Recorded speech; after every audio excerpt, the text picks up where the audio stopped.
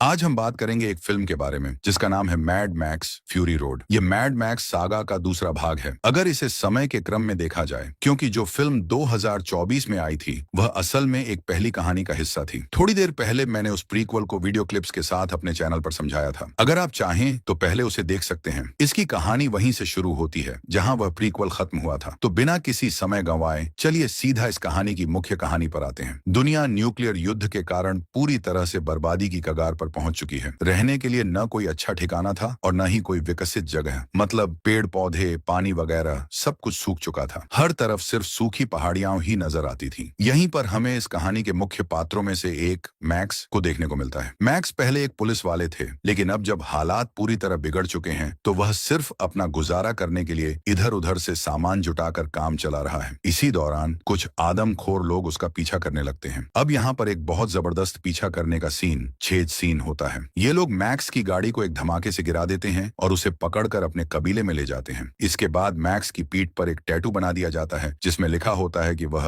Universal donor है और उसका ब्लड ग्रुप O पॉजिटिव है, मतलब वह किसी को भी खून दे सकता है। इस जगह पर एक अजीब बीमारी फैली हुई है। लोगों की हड्डियों में जहरीली बीमारियां फैल चुकी हैं, जिसकी वजह से उनका रंग फीका पड़ गया है। उनके शरीर से रेड ब्लड सेल्स खत्म हो चुके हैं और उनकी त्वचा पूरी तरह सफेद हो चुकी है। जीने के लिए इन्हें इंसानी खून की जरूरत होती है, इसलिए ये लोग मैक्स को एक खून का बैंक बना लेते हैं और उससे खून लेकर अपनी जान बचाने की कोशिश करते हैं। इसी बीच एक बार मैक्स को भागने का मौका मिलता है। वह भागते भागते कई दरवाजे खोलते हुए आगे बढ़ता है, लेकिन जब वह आखिर में बाहर पहुंचता है तो देखता है कि वह एक ऊंची पहाड़ी की चोटी पर खड़ा है। अगर वह यहाँ से गिरता तो सीधा मौत तय थी। तभी कबीले के लोग आकर उसे पकड़ लेते हैं और वापस ले जाते हैं। इसके बाद कहानी का सीन वीरानगढ़ पर शिफ्ट हो जाता है। जैसे मैंने आपको पिछली फिल्म जो इस कहानी से जुड़ी है में बताया था, वीरानगढ़ को 3 हिस्सों में बांट दिया गया है। पहला अर्श किला, दूसरा बुलेट बाग और तीसरा डीजलगढ़। हालांकि इनका अंग्रेजी में अलग नाम है। बुलेट बाग को बुलेट फार्म कहते हैं, डीजलगढ़ को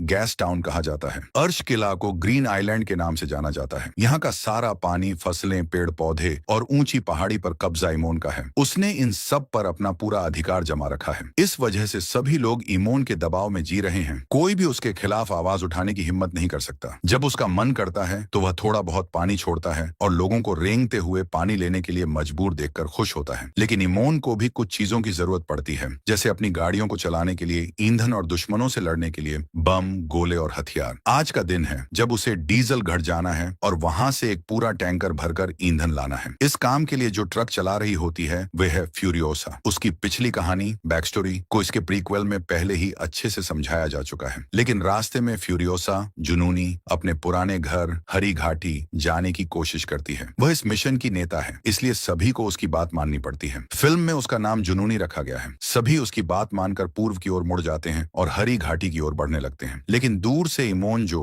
और उसके लोग दूरबीन से देख लेते हैं कि उनकी जुनूनी, जो जंगी दस्ते की कमांडर थी, ने अपना रास्ता बदल लिया है। यह देखकर इमोन, जो अपने वॉर बॉयज युद्ध लड़ाकों को तुरंत अलर्ट कर देता है और उन्हें आदेश देता है कि जुनूनी को पकड़कर वापस लाओ। वॉर बॉयज इमोन जो के प्रति इतने वफादार होते हैं कि वे उसके लिए मरने तक को तैयार रहते हैं। उनके लिए अपनी जान कुर्बान करना जन्नत में जाने का रास्ता माना जाता है। तो अब हर कोई अपनी अपनी गाड़ियों को लेकर तैयार हो जाता है। लेकिन यहाँ एक शख्स है जिसका नाम नक्स है। वह बहुत ज्यादा बीमार है और उसके शरीर में खून की कमी पूरी तरह से नहीं हुई है। लेकिन इमोन जो का आदेश आ चुका है तो वह भी तैयार हो जाता है। नक्स अपने ब्लड बैंक यानी मैक्स को गाड़ी के आगे बांधकर जुनूनी को पकड़ने के लिए निकल पड़ता है। अब जो पीछा करने वाला सीन शुरू होता है वह वाकई में जबरदस्त है। इस फिल्म में बाकी फिल्मों के मुकाबले ज्यादा लोग, बड़ी टीम, भारी प्रोडक्शन और बड़ी कास्ट शामिल हैं। यही वजह है कि इसमें हर एक सीन में बहुत तगड़ा और मेहनती काम नजर आता है। अब वापस कहानी पर आते हैं। यहाँ जुनूनी के पीछे सभी लोग पड़े हुए हैं। उन्होंने मैक्स को गाड़ी के आगे बांध रखा है और अपनी गाड़ियों को फुल स्पीड में भगाते हुए जुनूनी को मारने की कोशिश कर रहे हैं। उनका मकसद है कि इमोन जो के सामने एक बड़ी उपलब्धि हासिल करें और बदले में जन्नत में जाने का रास्ता पाएं। लेकिन तभी सामने से एक बहुत बड़ा तूफान आता दिखता है। जुनूनी बिना रुके और बिना डरे अपनी गाड़ी की स्पीड और बढ़ा देती है। वह अपने दोनों इंजन दो चालू करके सीधे उस चलते बवंडर के अंदर घुस जाती है। नक्स जानता था कि अगर यह मौका उसके हाथ से निकल गया तो वह कभी भी इमोन जो के सामने जन्नत के दरवाजे तक नहीं पहुंच पाएगा। इसलिए वह बिना कुछ सोचे समझे सीधा उस बवंडर में कूद जाता है। जाते जाते वह अपनी गाड़ी के सारे फ्यूल टैंक खोल देता है ताकि गाड़ी में पूरा तेल भर जाए। फिर वह अपनी गाड़ी को ब्लास्ट करके जुनूनी के ट्रक को वहीं रोकना चाहता था, लेकिन तभी मैक्स की नजर उस पर पड़ती है। वह समझ जाता है कि नक्स न सिर्फ खुद को मारने वाला है बल्कि उसे भी मरवा देगा, इसलिए मैक्स उसे ऐसा करने से रोक देता है। इस झगड़े में उनकी गाड़ी आगे जाकर रेत में फंस जाती है। इसके बाद सीन शाम का हो जाता है। हम देखते हैं कि बवंडर अब शांत हो चुका है। जब मैक्स उठता है तो देखता है कि नक्स की हालत बहुत खराब है। वह बेहद कमजोर हो चुका है। नक्स लगभग बेहोश हो चुका होता है और वह अपनी नली काटने की कोशिश करता है, लेकिन वह नली मैक्स की जंजीर से जुड़ी होती है। आखिरकार मैक्स खुद नक्स को उठाकर आगे का रास्ता तय करता है। आगे सीन में हम देखते हैं कि फ्यूरियोसा के साथ 5 और महिलाएं होती हैं। ये महिलाएं दुर्भाग्यवश इमोन जो की पत्नियां होती हैं। उनका काम था इमोन जो के साथ जबरदस्ती संबंध बनाना और हेल्दी स्वस्थ बच्चे पैदा करना। इसके पीछे भी एक छोटी सी कहानी है जो हमें 2024 की फिल्म में देखने को मिली थी। उस फिल्म में डिमेंटर नाम के एक किरदार ने आकर इमोन जो का अपमान किया था और कहा था, क्या तेरे बच्चे भी तेरी ही तरह बदसूरत होंगे? यही कारण था कि इमोन जो बार बार अच्छी पत्नियों के साथ अच्छे और स्वस्थ बच्चों को पैदा करना चाहता था। इमोन जो चाहता था कि उसके बच्चे सुंदर दिखें। खैर, फ्यूरियोसा ने इन 5 महिलाओं को बचाने का फैसला किया था, लेकिन अब मैक्स बीच में आ चुका था। मैक्स चाहता था कि उसे पहले पानी पिलाया जाए, उसकी हथकड़ियां खोली जाएं और उसे उसके रास्ते जाने दिया जाए। लेकिन फ्यूरियोसा जानती थी कि अगर मैक्स पकड़ा गया तो वह इमोन जो को जाकर सब कुछ बता देगा। फिर इमोन जो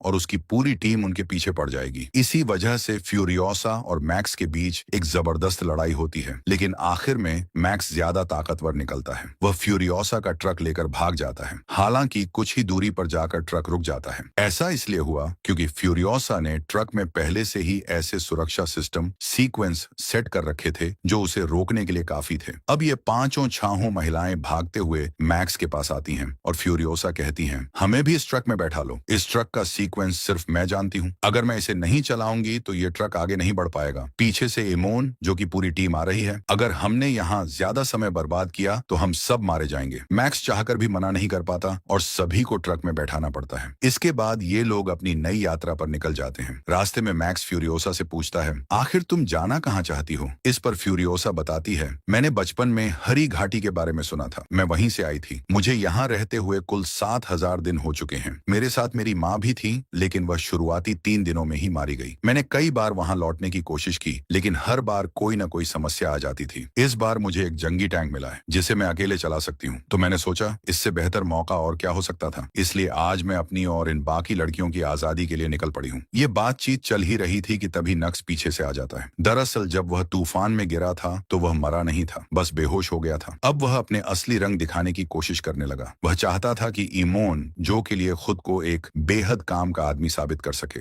यहाँ पर एक जबरदस्त लड़ाई होती है, लेकिन मैक्स उसे बुरी तरह से पीटकर रास्ते में ही पटक देता है। अब ये लोग एक पहाड़ी दर्रे तक पहुंचते हैं, जो वह जगह है जहां फ्यूरियोसा ने पहले से 3000 गैलन फ्यूल की डील कर रखी थी ताकि वह उन्हें यहाँ से निकलने दे। अब ये जो पहाड़ी दर्रे के लोग होते हैं, उनके गैंग का नाम गिद गैंग होता है। इन्होंने पहाड़ों में बहुत सारे डायनामाइट लगा रखे होते हैं ताकि अगर कोई भी यहाँ से गुजरे तो उसे इनकी अनुमति लेना जरूरी हो। यहाँ फ्यूरियोसा बाकी सभी को ट्रक के अंदर छिप जाने के लिए कहती है और उन्हें बताती है कि बाहर मत आना। अगर कोई मुसीबत हुई तो वह जोर से चिल्लाएगी और फिर सबको ट्रक लेकर तुरंत यहाँ से निकल जाना होगा। इसके बाद फ्यूरियोसा बाहर आकर गिद गैंग से डील करती है। वह कहती है, जैसा तुमने कहा था कि तुम्हें 3000 गैलन फ्यूल चाहिए, वह मैं लेकर आई हूँ। अब मुझे यहाँ से जाने दो। लेकिन उनके लीडर का कहना होता है, तुमने कहा था कि तुम्हारे पीछे सिर्फ 2-3 गाड़ियां होंगी, लेकिन तुम्हारे पीछे तो पूरा काफिला आ रहा है, जिनमें खुद अर्श किला का लीडर इमोनजो और बुलेट बैग का लीडर स्क्रोट मौजूद होते हैं। अब ये रास्ता हमें यहीं पर बंद करना पड़ेगा। जैसे ही फ्यूरियोसा को यह पता चलता है कि रास्ता बंद हो गया है, वह मैक्स से कहती है, यहाँ से गाड़ी भगाओ। अब मैक्स पूरी स्पीड में दोनों इंजन चालू करके ट्रक को वहां से निकलने की कोशिश करता है। इसी दौरान गिद गैंग के लोग एक बहुत बड़ा ब्लास्ट करते हैं, जिससे पहाड़ी दर्रा पूरी तरह से बंद हो जाता है। इस वजह से इमोनजो को बहुत गुस्सा आता है। अब यहाँ पर उसके 2-3 बेटे भी होते हैं, जैसे कि रेक्टस और मो। ये लोग एक हेवी टायर वाली रॉक ट्रक लेकर निकल पड़ते हैं। इसी बीच रास्ते में उन्हें नक्स भी मिल जाता है, तो ये लोग नक्स को ये काम सौंपते हैं कि वह किसी भी तरीके से इनकी गाड़ी को रुकवाए, चाहे वो ब्लास्ट कर दे या कुछ भी, लेकिन इनकी 5 बीवियां उसे वापस चाहिए। नक्स ये बात मानकर जन्नत के दरवाजे में पहुंचने की ख्वाहिश के साथ उनके ट्रक की तरफ बढ़ता है, लेकिन रास्ते में आई अवरोध और रुकावटें उसके बैलेंस को बिगाड़ देती हैं और वह अपना काम ठीक से पूरा नहीं कर पाता। अब आगे बढ़ते बढ़ते उन्हें रात हो जाती है और रात में नक्स की हिम्मत पूरी तरह से टूट जाती है, क्योंकि एक तो वह पहले से ही बीमारी से ग्रसित होता है, उसकी हड्डियों में पहले ही वायरस फैल चुका होता है, ऊपर से वह वह अपने आध्यात्मिक मालिक यानी कि ईमोन जो का दिया हुआ काम भी नहीं कर पाया था। इस वजह से वह पूरी तरह से हताश हो गया था। जहां पर एक लड़की जो ईमोन जो की पत्नी होती है वह पीछे आकर नक्स को दिलासा देती है कि कोई बात नहीं, तुम अपना काम पूरा नहीं कर पाए तो भी तुम हमारा साथ जरूर दे सकते हो। इसके बाद नक्स इनकी टीम में मिल जाता है। अब रात में जब ये लोग आगे बढ़ते हैं तो उन्हें एक बहुत बड़ा दलदली इलाका कीचड़ से भरा हुआ आता है। ये दलदली इलाका बहुत महत्वपूर्ण है और इसका अगले हिस्से में आपको कारण पता चलेगा। इनका ट्रक भारी होता है तो उसके टायर कीचड़ में फंस जाते हैं। अब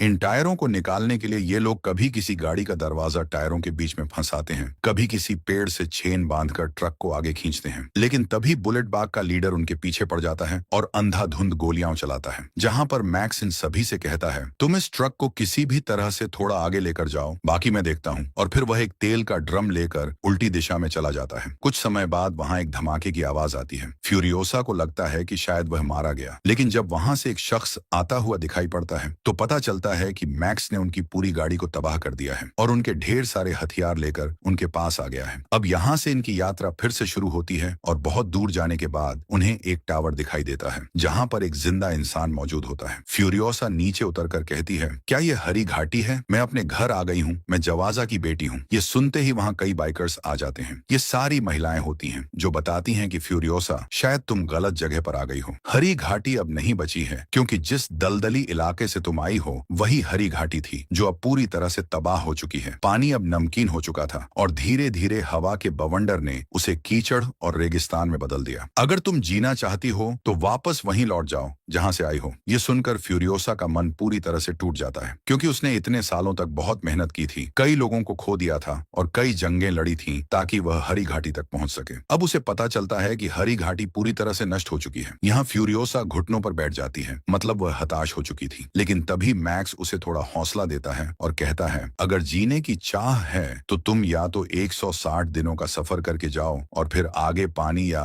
खेत वगैरह मिलने की कोई गारंटी नहीं, या फिर वापस अर्श के लिए जाओ। वहां इस वक्त कोई पहरेदार नहीं होगा और जैसे ही इमोन जो और उसके बेटे आएंगे हम उन पर हमला कर देंगे जिससे हम पूरी सत्ता हासिल कर सकेंगे। यह प्लान थोड़ा मुश्किल था लेकिन सभी लोग इस प्लान पर राजी हो जाते हैं। अगले दिन सुबह ये लोग उल्टी दिशा में वापस अर्श के लिए निकल पड़ते हैं। रास्ते में इनका सामना इमोनजो और उसके जंगी दस्ते यानी वॉर बॉयज से हो जाता है। मुझे इस कहानी में सबसे ज्यादा पसंद आया वह बंदा जो ट्रक के आगे गिटार बजा रहा था क्योंकि उसकी गिटार से आग निकल रही थी और वह अपनी टीम को बूस्ट करने के लिए एक म्यूजिकल माहौल बना रहा था। यहाँ पर बहुत सारी लड़ाइयाँ होती हैं और ढेर सारी गाड़ियां जो कि वॉर टैंक के सामने टिक नहीं पाती वे ब्लास्ट हो जाती हैं। अंत में इमोन जो की गाड़ी इनकी गाड़ी के बहुत करीब होती है और वह शूट करके इनकी गाड़ी को रोकने वाला होता है। तभी इमोन की एक पत्नी गाड़ी से बाहर आ जाती है और कहती है, अगर इसे कुछ हुआ तो मैं भी मर जाऊंगी, मेरे पेट में तुम्हारा बच्चा है। अब इस डर से वह शूट नहीं करता लेकिन पीछे हुए धमाकों के कारण गाड़ी वाइब्रेट हो जाती है और उसकी पत्नी गिर जाती है। फिर बाकी सारी वाइफ्स मैक्स से कहती हैं कि हमें जाकर लाजवाब को बचाना होगा, मतलब उस लेडी का नाम लाजवाब है। लेकिन मैक्स कहता है कि वह गिरकर टायर के नीचे आ गई होगी और मर गई होगी। पीछे जाना मौत को दावत देना है, अगर हम वहां गए तो सब मारे जाएंगे, इसलिए हमें उसे छोड़ देना होगा। वहीं पर इमोन को जब अपनी गरीब पत्नी मिलती है तो वह बहुत दुखी हो जाता है क्योंकि उसने इतने सालों तक एक स्वस्थ बच्चा पाने के लिए अपनी सारी पत्नियों को अपनी कैद में रखा था और एक छोटी सी गलती के कारण आज उसे इसका परिणाम भुगतना पड़ रहा था। वह बहुत गुस्से में आ जाता है और अपनी पूरी टीम को उनके पीछे भेजता है ताकि वे उन्हें मार डालें और फिर एक बार फिर यहाँ पर एक जोरदार लड़ाई होती है। इस बीच ये लोग पहाड़ी दर्रे तक पहुंच जाते हैं लेकिन वहां पर वे एक बड़ा धमाका करवा देते हैं जिससे उनका टैंक तबाह हो जाता है और अब वे इमोन की गाड़ी में बैठकर आगे बढ़ने लगते हैं। इस बीच उनकी लड़ाई इमोन से भी होती है लेकिन वे उसका मास्क टायर में लपेट देते हैं क्योंकि वह मास्क से ही सांस लेता था और वह भी मारा जाता है। अब आखिरकार ये सभी अपनी जान बचाकर अर्श किले में पहुंच जाते हैं। इनका प्लान यह था कि नक्स सभी लोगों को यह बताएगा कि वह इमोन जो कि 5 पत्नियों को लेकर आया है जिनमें फ्यूरियोसा भी शामिल है और मैक्स ने उसकी मदद की है। इससे उन्हें ऊपर तक जाने का रास्ता मिलेगा और फिर वहां सत्ता हथिया लेंगे क्योंकि ये सभी रानियां हैं। आखिरकार इनका प्लान काम कर जाता है और ये लोग आराम से ऊपर पहुंच जाते हैं। ऊपर जो बाकी रानियां इन नई रानियों का इंतजार कर रही थीं, वो पानी खोल देती हैं और वहां के लोगों को पानी मिल जाता है। फ्यूरियोसा का जो सपना था हरी घाटी में अच्छे पेड़ पौधे और जीव जंतु देखने का, वो अब पूरा होने वाला था क्योंकि जब पानी नीचे आएगा तो उसकी सभी ख्वाहिशें पूरी हो जाएंगी। मगर मैक्स उसके साथ ऊपर नहीं आ पाता और इस मूवी के अंत में हम देखते हैं कि मैक्स मैक्स सच्चाई की राह पर एक अलग रास्ते पर निकल जाता है और इसे दिखाते हुए यह कहानी खत्म हो जाती है।